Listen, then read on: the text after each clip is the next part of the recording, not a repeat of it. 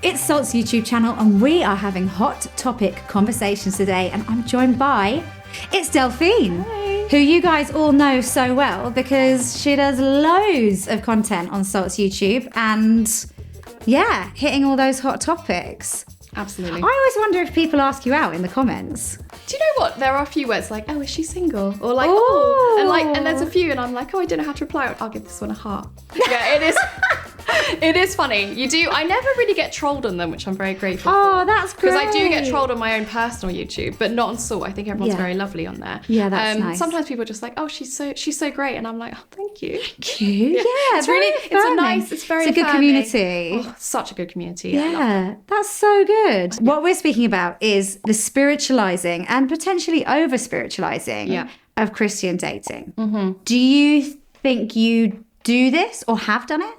100%. Yeah. Okay. I used to be obsessed with signs. Like I'd be like, oh my gosh, his birthday was on like the day that I got baptized. So it must mean that he's the man that God has, intended for me since my birth. So yeah, I've definitely done it. And I have seen the impact of when you do that. And also I've seen the opposite where people over-spiritualize things to such a degree that they're not actually proactive themselves. Like they're not taking any action. Mm-hmm. They're just like, well, God's going to do it. God's got it. God's got it and God's going to do it. Okay, let's talk about first then that example of like you've over-spiritualized it so much that you've almost tapped out, that you're like, this is a God thing to sort.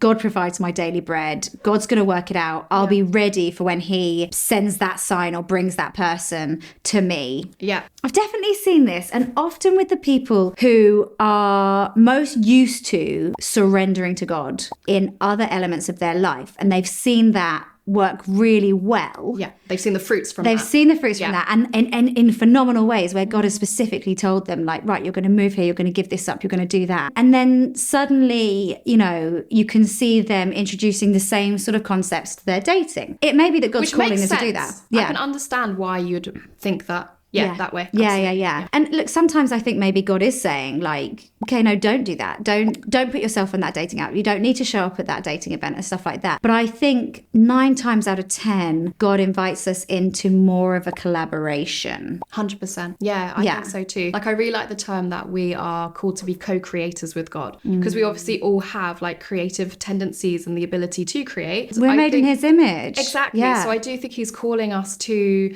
be proactive alongside with him, but I find it a really hard balance to figure that out. Like, how much do you want me to push for this, God? Because I had probably 2 years where I was just like very, very intensely wanting to enter into my vocation of marriage and family life. I wanted to meet my spouse. I wanted to meet my person. And I was trying to do anything that could make that possible. I was going to every single Christian event, talking to everyone, going on dates that didn't necessarily feel right, staying in relationships that didn't feel right. But I was so... You want to give it a chance. You don't want to... Oh, I know. Yeah, you don't want to sort of walk away too soon. Yeah. Exactly. And I had idolized marriage to such a degree that I was obsessed. Yeah. And in that time, in that season, God had to close a lot of doors in my face because I was actually pushing it and I was forcing things. Yeah. And I could feel like, now looking back, I can see so many ways that God was inviting me to just stop grasping. I think I was literally like this, and God was inviting me to have open hands and to receive the gift he was giving. So I've been on that side where I've been so obsessively trying and ignoring all of God, kind of saying, maybe now's not the right time, or like, not now. But then I think as well, because I put myself on a dating fast for like a year. Okay. Yeah, so like no dates at all, because I had realised I'd overstepped. Yes. And I think at that point I was like, okay, God, like you'll tell me when I'm ready to come out of this kind of season and this stage of my life. So yeah, it's a temptation. You can really do that. It is. It's really tough. I love this idea of like a dating fast. Obviously, maybe not obviously if people haven't sort of tuned into any of the other videos I've been on, but I'm in recovery from drug and alcohol addiction. And in the first year of recovery, they say, don't date. And I remember thinking like that's, well, just because it's the number one reason people relapse, right? Okay. Heartbreak or something difficult in a dating situation. Well, they also say that you shouldn't date in times of serious transition. And obviously that's a huge transition. Yeah. So that makes a lot of sense. So yeah, that's a broader, exactly. That's exactly it. Yeah. And I remember that feeling like hang on though, that's a whole year lost. I don't really want to do that. And I was just coming into church. So I was like in a new church meeting new Christians. Yeah, exactly. Like, okay, and I want to be dating one of these Christians. And it's like, oh, it really felt like a lot. And it was later down the line. So I did that full year and that was fine. Later down the line, it was maybe like 3 years into my faith and my sobriety. I listened to a podcast from a US church that was really good. And it was a podcast series on dating and sex and all of these different things. And one of the things that they said was like, maybe you should take a break. And I felt really convicted to take another break. And I think I did for 6 months. And again, it felt really agonizing. It almost, I'd say the equivalent is when God tells you you've got some money and God tells you give that away. And you're like, oh, but God, I could really do with that money. 100%. And he's like, no, you're faithful to me. I'm saying you don't need that money. I want you to give that away. And it's like, I'm sufficient for you. And you're like, everything in me is telling me I need to be dating in this time because I'm running out of time. Everything in me is telling me I need this money because money's not easy to come by. Yeah, exactly. But it's a scarcity mindset. You know, it's that thing of just like, I'm running out of time. Everyone's coupling up. So I'm going to miss my person. And that is actually not trusting God. Yeah. If you really do feel convicted to have a break. I think that there'll be some people watching this where the idea of that feels like absolutely like ripping their skin off. And my challenge is think and pray about it because that could be a call to you. So what about when it flings the other way and constantly you're reading into everything, seeing God, God's told me it's this person, or God send a sign if I'm supposed to be going on that day, or they said this, but that's weird. Our mums have got the same first name, so that's definitely God speaking about that. Have you experienced much of that? Oh my gosh. So much to the point where now I'm like, signs really don't mean anything because I've had so many like really amazing ones where I'm like, if this ends up being my husband, the origin story is so strong because like a priest introduced me once to a guy who's now one of my really closest friends, but we had the same birthday, went to the same university. There's like loads of things that basically aligned, the stars aligned, and I was like, oh my gosh, this must be the guy. And then obviously like we're really good friends now, but we're just not matched in that way. But at the time I was reading into everything, but then this has happened to me with so many different people where I'm just like, I think if you're looking for a sign, can't all be signs. They can't all be signs. But I also do agree that God does send you signs, but I don't know, maybe this is controversial. I don't necessarily think they're going to be in that like obvious kind of package. I think more the sign is maybe your mum saying to you since you've been dating someone, like the person that you've been so far has just been so like an uplift, an upgrade of yourself. You seem so happy. Like that's a good sign. Yeah. But like the sign where it's like, oh my gosh, I was wearing blue and he was wearing blue. So we're going to be married forever. Yeah. Like he's called Luke and the number plate of the car that just drove past was LKE at the end. And then at church they read Luke. And it's just like. And it's like Luke, constantly. Exactly. And I'm like, this is it then, God. Take me down the aisle. Yes, I'm Mrs. Luke now. But yeah, exactly. The times when I know God has spoken to me is not like you say, like, oh my gosh, someone's name's graffitied on that wall. This is it. It's when I get that deep sense of Holy Spirit peace. That I am where I'm supposed to be. And you get confirmations more than signs. So you have that feeling of the Holy Spirit, like the fruits, and then you get the confirmations because people will affirm you and say, wow, you just seem so at peace at the moment. Or something, and you're like, aha, Or like, I love the dynamic between you both seem very natural. If we're speaking signs, they're not as exciting. They're not as sexy. No, they're not. They're not as symbolic. They'll be more probably within community. Yes. I do think God uses your community a lot. They'll be, they feel far more whole and stable and fulfilling than like, oh, boom, this was here and suddenly there and I fell over and this, like that kind of thing. I also do think that sometimes when we over-spiritualize dating, we can also have like an unrealistic checklist as well. Okay, talk me through that. Yeah, so I think that again, it's like we are human, and although like you will feel that peace and you will feel an overwhelming sense of peace compared to like anxiety, nervousness, all these things. But going on a first date and feeling nervous or being anxious doesn't necessarily mean you shouldn't go on a second date. Because also we might just feel anxious. It's not like you're going to meet this person and immediately everything is going to just be like peace, joy, love. Also, charity. your body responds to excitement and anxiousness in very similar ways. So it's kind of about how you interpret the way your body is responding. Yeah, you're like, are these butterflies or is this like a pit in my stomach? Actually hard to discern.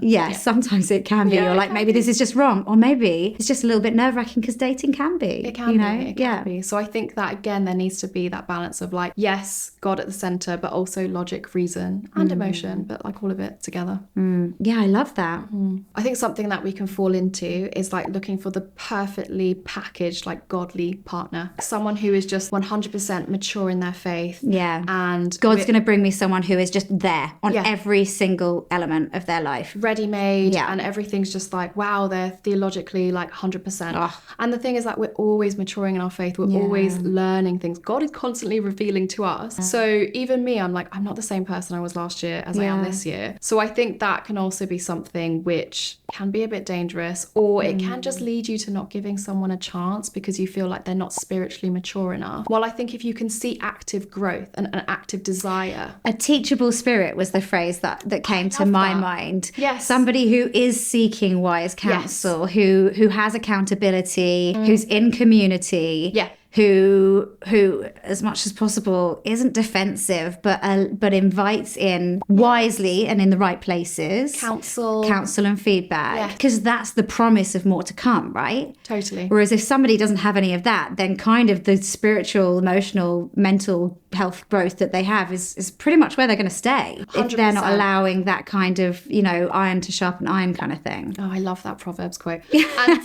no, that's the thing, is that I think, a lot of people say don't date for potential. And I think with that, you need to look at, does this person have potential for growth? Like, are you seeing actions where it's very tangible that they are seeking God? They are leaning into their church communities, they are doing X, Y, and Z, because that is enough to prove that there is going to be growth. That point always comes up when people ask me, can you date non-Christians? And everyone thinks like, but once they get to see my faith, obviously I'd invite them on an Alpha course, they'll grow to blah, blah, blah. And my thing is like, if you choose to do that, assume that the faith they have today is the faith they'll always have. 100%. And you can pray that their faith will change, sure. Yeah. But what you have today is what you'll always have. And I do think in many ways, when someone shows you who they are, believe them. Don't be like, that's them now, but down the line they'll communicate better and they'll be more open to having these difficult conversations and things like that. Actually, if someone's avoiding challenging conversations and stuff like that, that's what you'd be signing up for. 100%. We need to have grace for people not being perfect. Yeah, none of us are. But if somebody is willing to and wanting to continue progressing, that almost sits to one side of their other characteristics. And it doesn't mean that those characteristics and character traits are going to change, but it means that you guys can probably grow quite healthily together, which in and of itself is incredibly important. I think something that we can do in dating is to get spiritually intimate with someone way too quickly. Yes. Where it's kind of like first date and second date, it's like we're praying together. And I wouldn't pray with someone until they were like my boyfriend. 100%. Yeah, I wouldn't. Because it will impact my discernment. Yeah. Because just like physical intimacy, bonds you, spiritual intimacy does that as well. So it's like, I don't want to necessarily muddy the waters in the early dating stages with that. Not to say I don't want God to be in it, not to say that I'm not praying every day before the date, after the date, but bringing that in too early can also obviously you want to chat about faith and you want to bring God in. And one of the things that I like to talk about on a first date is like, well, what's your church like? Because that's less like what is going on in your heart. Yeah. And it's more like, what's the setup? Are there lots of families, lots of, do you have a midweek group? You can get a feel for the time commitment people are putting into church and the connections they have within church. And people are passionate about their friendships or their leaders and they want to chat about it. Yeah. And you can kind of see people's excitement for their faith that way. Yes. Without actually delving into like, here's how you became a Christian. This is what God has been challenging you on. Those I like kinds of that. things. Yeah, it's not as kind of deep. Like, tell me about your interior life. Yeah, what is going on inside. It's more like it's the exterior outworking of your faith. And how plugged in to your faith are you just in the everyday? As we say, that faith connection and having that in common and at the center is so important. Yeah. But what we really want as Christians is like happy, thriving marriages. Yeah. Marriages with excitement, marriages with passion. With humour. Yeah, all of those things.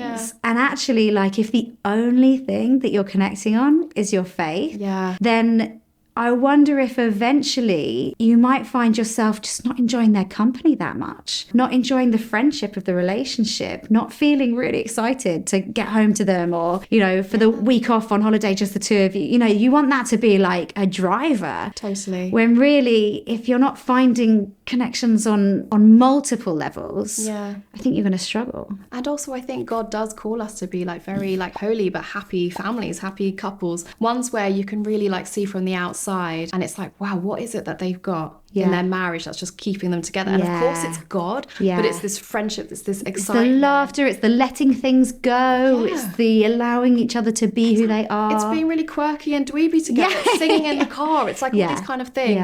And life is hard. Life is really hard, and it's going to throw a lot at you, and you need someone who's going to be your partner in life like that. And just like there's that meme about where like God tells you if you're like feeling really moody, take a nap and eat. Like God is inviting us to not just only pray. Like I know we are called to pray without ceasing, but he also knows we need to sleep. We need to eat. And I think it's the same with relationships. Thank you so much for watching this hot topic conversation, and don't forget to like and subscribe to Salt's YouTube channel for plenty more. From Delphine as well as me. Thank you. See you later.